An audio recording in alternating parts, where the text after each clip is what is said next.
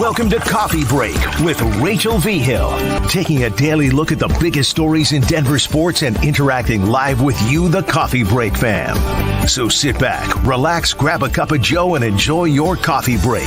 Here's your host, Rachel V. Hill. Well, I can tell you I am jealous of Jake Shapiro for two reasons right now. One, he's going on vacation, which I'm already just jealous about, Jake. Your timing has been impeccable for your planning of your vacation. But two, because you're headed to Paris for the freaking 2024 Paris Olympics. Dude, how excited are you? I'm excited. Got my Team USA hat right here. We'll be cheering on the Americans, except maybe in basketball. Go Serbia. Yeah, so we're really excited. I'm going to 9 different sporting events in total, 7 different Olympic events. All kicks off starting on Sunday. Some of the events I'm going to, and I could not be more excited. It's been a dream of mine. And when I proposed to my wife, part of the deal was I was like, let's get married in the summer of 2023 after the Nuggets win a title. Said that to her in 2022 because in 2024 is the Olympics. I've always wanted to go to France. The Olympics are there. Let's do it. So everything's coming to plan, just as was in my dream 3-4 years ago. And I'm so excited. I've never been to the Olympics. I've never been to Europe. I've never left the country except to go to Canada. So this is very exciting. Okay, so that was my next question. Have you ever been to Europe? And are you nervous, excited about the flight? How long of a flight is it? It's like 9.5 hours. Okay. And that's just the first flight. I'm not nervous. I'm just more like trying to antsy my way, get stuff done today because I've got like a couple more hours before I have to get going and get all packed up. So everything's planned out. Like we have everything we need pretty much. Just got to take care of some stuff around the house. But like it's honestly, I feel like it's going to be like winning an NBA championship. It's going to be more of a relief than anything that we're just on the flight at a certain point because we've been looking forward to this for so long. Okay. Favorite plane snack? What are you buying to make sure that you have? That's a good question because normally it's like, max flight like was Denver to Miami, like that's like one of the longest flights I've been on. And that's really not that bad. I'm just saying personally, that's one of the longest flights I've been on. And normally I'll go with pretzels. I've got a little tummy that doesn't like things in my tummy a lot of times, especially on the flights. So that's an interesting question. What I'm going to do on the flight. Haven't thought about it all that much. Was going to bring pretzels and try to get my way through that. It's probably going to eat a very plain like peanut butter and jelly type sandwich before. And I'm hoping for like a nice little plane dinner because I know we've got some dinner coming on the plane. So and of course the key though, Rachel, is the plane drink, which for me is a Sprite or a 7-Up. That is clutch. Oh my gosh, no, I'm totally with you. People also judge me because I get tomato juice on planes and I'm like, sorry. I'm sorry, but I'm not sorry. I'm just one of those people.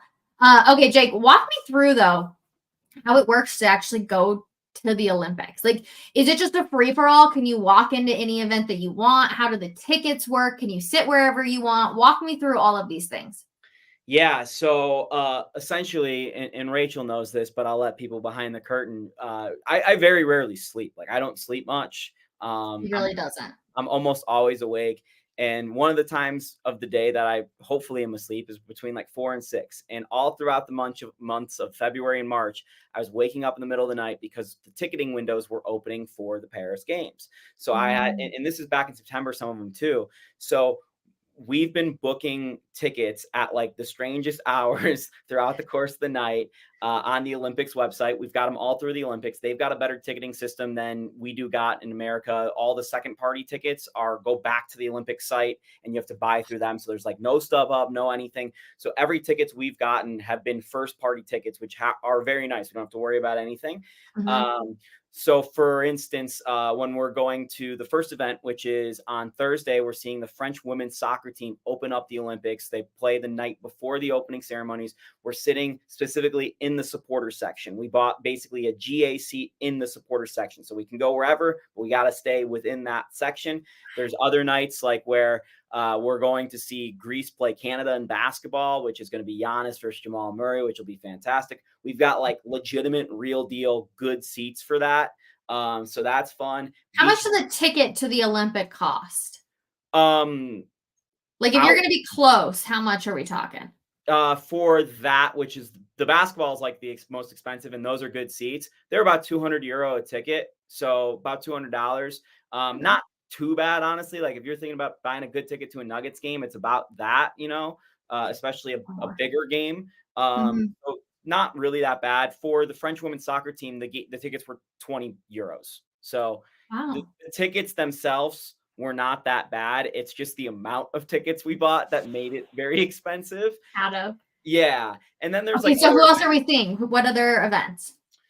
So we're not just Olympics itself. I'll give you the two other events we're seeing, but just within the Olympics itself, we're seeing the French women's soccer team play. We're seeing that basketball game I just talked about. We're also seeing some women's basketball pool play a couple days later in Lille. I'm not quite sure who's in that. It's not one of the bigger name teams. We just wanted to see some women's basketball because we don't really get to see that in Denver. We made the choice that we were going to see a lot of sports we don't get to see. We get to go see the tennis tournament at Roland Garros, which is where they host the French Open. That's probably the thing I'm most excited for. I've never seen a professional tennis match live, and I am a huge tennis fan. So that's just a dream. We're also going to see beach volleyball, which the stadium is under the Eiffel Tower. We're seeing field hockey. And we're seeing badminton. We're seeing badminton as well. And that's all the Olympic events we're going to. But before the Olympics begin, we're seeing the final stage of the Tour de France, which is in Nice on Sunday. So cool. And we are also seeing the Belgian Grand Prix in Spa, which is a week from Sunday. Oh my gosh. The trip of a freaking lifetime, Jake. I'm pumped. I mean, if I was going to go to Europe, I was going to bang out almost every sporting event I needed to see, right? No kidding. That's crazy. So you get all these tickets. Obviously, I mean, I feel like they're not outrageously expensive. Granted, I'm curious. Can you walk around like the Olympic Village and stuff? Like, how does that all work? I'm not entirely sure. And to be honest, we're spending the least amount of time in Paris just because it seemed like a nightmare. And there are a lot of events outside of Paris as well. So we're only in Paris itself for a couple of days. And I think there's 25 different Olympic fan zones, which we'll go check out a couple of them, see if we can get like merch and like, whatever they might be doing there. I think they might be doing like athlete signings or athlete meet and greets. I'm not quite sure exactly what they're doing. Nice. The Olympic Village is probably, in my guess, more where the athletes are going to be, not for the public. So I'm probably not going to venture over there, but they are doing like this really cool thing in front of the Louvre, which is where, the famous art museum with the pyramid. Most people know it because there's always art heists set in movies. They are doing, I believe, the skateboarding competition, as well as 3v3 basketball and some other stuff like that that's street-based outside near that. And they're going to open up that entire area into like a party zone. So if you have tickets to any of those events, it's like a whole day party there, or you can just buy tickets to the party. So we're considering doing that as well. The day I was looking at 3v3 basketball, the USA women play, I would have been really pumped and done that if Cam Brink hadn't gotten hurt, because Cam Brink is awesome. And I just saw her play in Boulder a couple months ago. So it would have been like really cool to see her in two spots. But Ryan Howard isn't as much my girl. So I'm sorry. We'll see if I want to go out of my way for that one. Okay. So let's just like step away from the Olympics for a second. You've never been to Paris. So you're going to Nice, Paris. Where else? Where's your little? Lyon, Lille, Belgium, and Amsterdam. Oh my gosh. I'm so jealous right now. You have no idea. Okay. So what's like the touristy thing you want to do besides the Olympics? Like, we're going to the Picasso Museum in Antibes, which is where Pablo Picasso lived at one point, and they've got a world-renowned Picasso collection. Most people don't know this. I'm super into art and music, so I'll be checking that out. We're also later in the trip when we're in Amsterdam, we're going to be checking out Rembrandt's stuff. We're going to go to a Rembrandt museum. And I'm passing on Van Gogh. I'm not the biggest Van Gogh person personally, so like I'm going to Picasso and Rembrandt over that. There's also some really cool stuff like just checking out some of the open markets in France. And we are going to a couple of different Michelin starred restaurants throughout the course of our trip. We have reservations for, which will be awesome. And, we're also in Amsterdam during their Pride Festival, which will be pretty crazy because it's the largest one in the world. So there are like a lot of different points throughout the course of the trip that I'm really looking forward to. And like personally, as just like a big sports fan, like Liège is right next to Roubaix, which is where they host Paris-Roubaix, which is one of the biggest bike races in the world outside of the Tour de France. So I'll get to see some of the roads that they do that race on. So like there's like just all sorts of like weird stuff that I'll get to see that I've seen on TV a million times that I've always wanted to like check out. And whether there's something going on there or not, I'm going to be really pumped to see it. And maybe I'll go take a trip up to Normandy. I'm a big history buff and go appreciate some of what was done there and see the White Cliffs of Dover. Shout out my guy Harry Styles in that movie. That was hilarious. Well, not a hilarious movie, but it was hilarious. He was in it. Yeah. So yeah, like I'm just going to try and be open to whatever. We have a lot of plans, but we also planned for quite a bit of just exploring time. And, you know, the Alps itself, like we're really close to the Alps. And of course, you know me, Rachel, I'm going to be checking out every single French wine they got. I'm gonna drink my way through the wines. I think that's appropriate to say here because it's not even about the intoxication. It's about appreciating the art that goes into such a craft. Oh my gosh. I am every single second of this. I'm like, okay, when is my honeymoon? When is my honeymoon? I'm so excited for you. Let the people know, how long are you gone? About 3 weeks, 2.5, 3 weeks. Oh my gosh, I'm so jealous, Jake. Okay, so I guess you've already told us what you're most excited for. Is there anything that you want to try food-wise? There's this dish. I'm gonna look. It's called saka, which is like chickpeas. It's like chickpea and olive oil turned into bread, basically. And it's very famous in the French Riviera. And I really want to try it because I love bread. Like honestly, the saka thing sounds amazing. And then like just looking for like all the fresh French baguettes. Like those are like the two things that most excite me. I'm definitely gonna try. I'm not the biggest seafood person just because we live in Colorado. It's not like, you know, we have the best options. But I will be trying some seafood, I think, both in Amsterdam and in the French Riviera, because you are so close to the sea. It should be some special type of cuisine. In Lyon, where we're going, they're very famous for their French-Japanese fusion in Lyon. And I love Japanese food. So I'm very excited to see the French's take on Japanese food. That'll be very interesting. And then like, honestly, going throughout the whole countryside of France, like one of my favorite things in the world is a salami sandwich, and the salami sandwiches with the wine pairing is just going to be like, that's going to be perfect. Oh, I'm trying to think. People can follow you. I'm sure you won't be not working posting on social media, but I'm sure still posting on social media. Obviously, you see his Twitter handle down there. Jake, I would get in trouble if I didn't ask you, though. Obviously, Woj, we're recording this on Thursday because Jake literally leaves Friday. Like at this time, he's at the airport getting ready to head on out to Paris. But we have to talk about Westbrook really quick. No shock. We've been waiting for this news for quite some time, but with Woj finally coming out and saying it's actually happening, I feel like for a lot of people, that's when it feels real. No, this is confirmation that Westbrook will be a Nugget next year. It was all but certain to this point, but now it is certain. This is a really fascinating move for the Denver Nuggets to get someone that is essentially the antithesis of what they've believed in for most of this Jokic era, for the 10 years of Michael Malone and Nikola Jokic. Westbrook is a former MVP. He has 4 seasons where he averaged a triple-double. Nikola Jokic hasn't done that. He's come close. He is truly one of the best players in NBA history, Russell Westbrook. But this version of him is kind of a disaster. And thankfully, he has accepted his role with the Clippers, where he was a backup and no longer a starter, which took quite a while and took a lot of steam out of the Lakers sails. But it's just funny because 2 teams now, Rachel, have chosen Russell Westbrook over Reggie Jackson. 2 teams now have chosen Russell Westbrook over Kentavious Caldwell-Pope, and it hasn't worked out for the team before that's done that. And now the Nuggets are trying to be the team that makes the thing work that hasn't worked in the past. I will say the other moves they've made this offseason kind of spelled out that they were going for Westbrook because he is so paint dependent, such a driver, and you know, a little bit smaller, but an energetic defender, no doubt. Yeah. The guys around him have a lot of length and shooting. So that second unit should look a lot different for the Nuggets.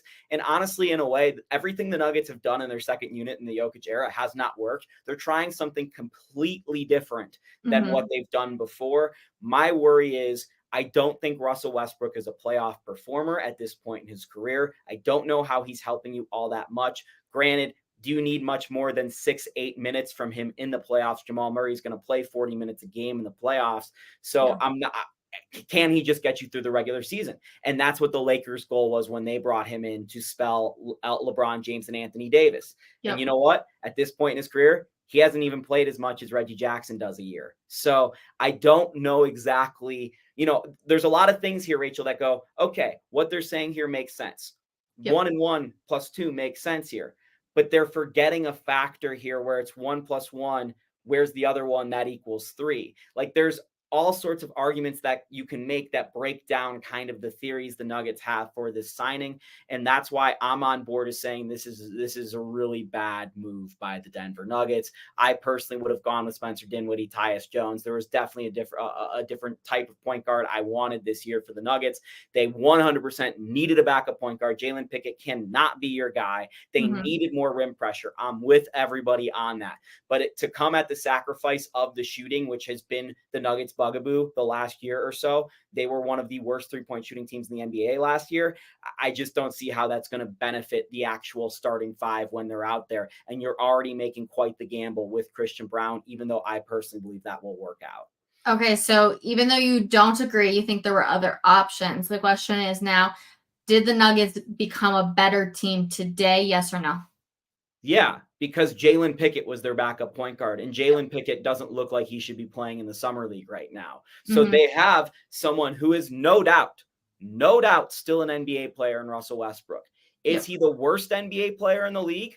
At some times, yes, but he is still an NBA player. Jalen Pickett is a G leaguer. So they got better because they got somebody who is at least competent at most of the time. Okay. If Nikola Jokic is really the reason that they went after him, how do you feel about that? It's good that the Denver Nuggets are staking that much faith into Nikola Jokic and doing whatever it takes to make him happy. Whatever makes Nikola Jokic happy, the Denver Nuggets should be doing, even if it's this much wrong, because this is wrong. And here's the thing, Rachel, player GMs, they never work out. They always have a very wrong view of the way players work. And granted, a lot of it is over the name thing and the respect players have for veterans and the respect players have for players who came from before them, which is why Jokic liking Westbrook makes a lot of sense. I'm with the Nuggets for, making sure that they got a guy that would be someone Jokic appreciates. That's cool with me. Okay, well, lucky for you. You get 3 weeks off and you don't even have to think about it if you don't want to. Instead, you get to focus on Giannis and everybody else out there in Paris. Hopefully you run into Nikola Jokic. That would be so cool, as well as some members of Team USA. If you find anybody, make sure you do an Andrew Mason photo shoot just like he does with the jerseys. I would love to see any of those guys. I'm really hoping I get a moment with Derek White, because that'd be so cool, especially because you obviously are very familiar with his family. Yeah. So, running into him at the Olympics, like, hey, we're both here. I know I'm just here as a fan. You're actually an Olympian. But hey, we were just in Boulder a couple of years ago kicking it, and now we're both here. Like, that would be pretty special to me personally. But I'm not expecting that because that man's going to be very busy. So yeah, I'm definitely going to be looking for some Olympians, trying to get some photos. Another one I'm hoping to bump into is Chris Marlowe, who's our guy, calls the Nuggets games. He's going to be doing beach volleyball at the Olympics, does it every year. Former gold medalist at the volleyball, beach volleyball for the Americans. Chris Marlowe is, most people don't know that either. And Chris is nothing but nice to Rachel and I and a lot of other people in Denver. So hoping I get to bump into him. And then a couple other friends from the Denver media, whether it's Mark Kisla or Pat Graham. Like, I'm hoping to just bump into some friends there and, have a few moments. For sure. One of my good friends, Lauren Jabara, she will be down there for I didn't even know that. I love Lauren. Yes, Lauren's amazing. She's going to be out there. So definitely if you say hi or see her, say hi to her. Tell her Rachel says hello. But yes, I'm so jealous, Jake. I hope you have the best time. Enjoy your honeymoon. I can't wait to hear all the stories. We're going to do another episode like this when you come back, wrapping everything up. Go Team USA. Bring home gold. To everybody else, thank you for hanging with us on this Friday. Jake, safe travels, and we'll see everybody later. Bye.